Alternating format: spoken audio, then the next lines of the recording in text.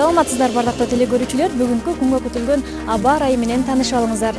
Бүгүн өлкө аймагында бир аз кар жаашы күтүлөт.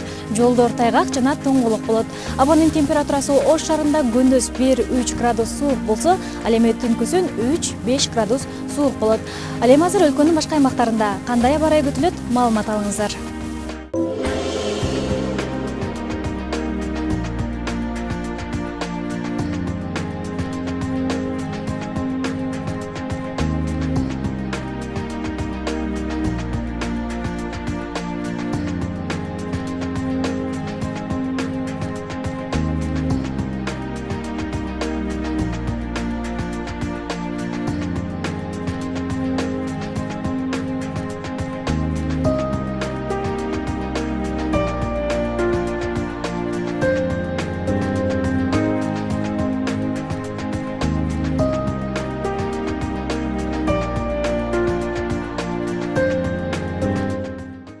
Сиздер бүгүнкү күнгө күтүлгөн аба ырайы менен тааныштыңыздар.